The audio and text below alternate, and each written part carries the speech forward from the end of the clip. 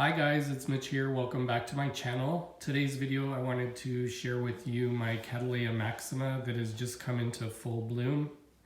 This is a really wonderful orchid species from South America. I purchased this orchid specifically from Ecuagenera about 3 years ago when they came up to the Vancouver Orchid Society show and sale. I bought this plant, that sales in the end of March. And this plant bloomed for me the first time that following May, even before it put on any new roots or growths. That's always a sign of a good, easy to grow plant. It has bloomed for me faithfully every year, so this is the third year that it's come into bloom for me. It has these wonderful light pink flowers. The lip has this really beautiful patterning in it and this wonderful golden glow in the lip. It has so many flowers. Each spike can have up to 5 flowers in my experience.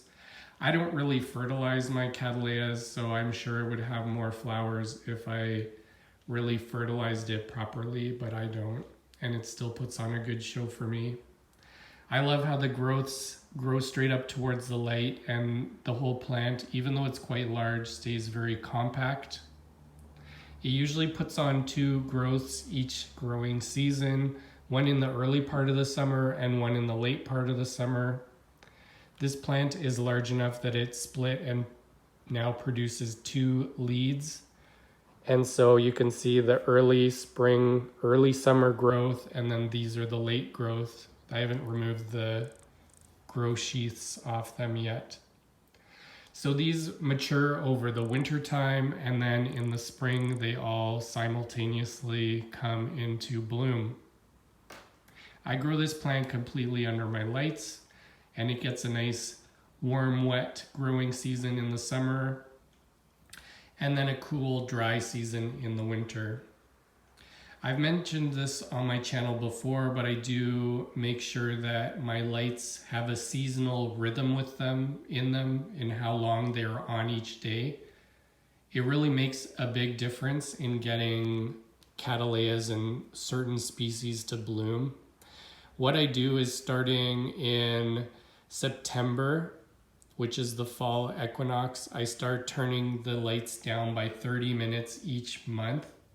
So September 21st, I turn it down by 30 minutes. October 21st, 30 minutes. I do that all the way till December. January, I leave it kind of low. Don't adjust the lights. Starting end of January 21st, I start increasing it by 30 minutes each day so that by the summertime, the summer days in my grow area are about 2.5 hours longer than the winter days. Also the temperatures, because the lights are on longer and the days are warmer outside. In the summer, the temperatures are higher than in my grow area in the winter, where the lights are on lower. They don't warm up the space as much, and so the temps are cooler. I don't water as much. The way I water this plant is very easy. It is in a clay pot with just sphagnum moss in it.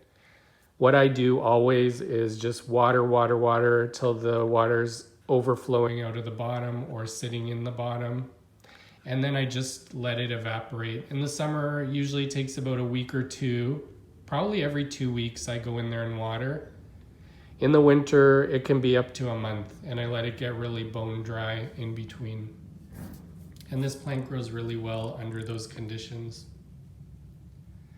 I've been growing orchids under my lights for a few years now, and one thing I learned with this plant was someone told me to put the lights as close as possible to the leaves so that they get enough light, and I did that, but you can see here some of them got burned. So over the last few years I've learned to just move the lights away.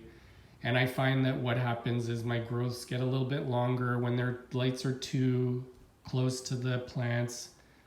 The growths get really short. The color of the leaves gets really yellowy. They don't grow as nice looking as I think they grow when the lights are further away. So right now this plant is about 3 feet tall, and I have my lights about another foot higher than the leaves right now, and it grows perfectly for me. I love it right now. So that's how I grow this plant.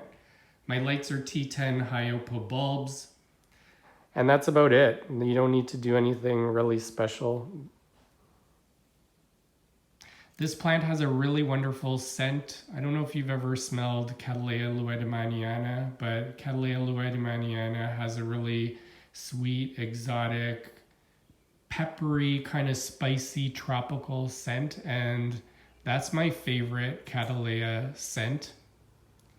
Cattleya luedemaniana also has this kind of weird patterning in the lips, and this plant has the same scent, so it kind of reminds me of Cattleya luedemaniana. I love the tropical look of the blooms. They're kind of like weepy, and just they make me think of nice drawings of explorers where they drew orchids in the jungle. So this year it has 4 spikes going. Like I said, they all bloom at the same time. So some orchids are wonderful because they bloom several times a year, so you always have nice blooms. But I love this one because it puts on just this massive, wonderful display in the spring like clockwork. As you can see, the bloom shape's really beautiful and nice big plant. It's a showstopper.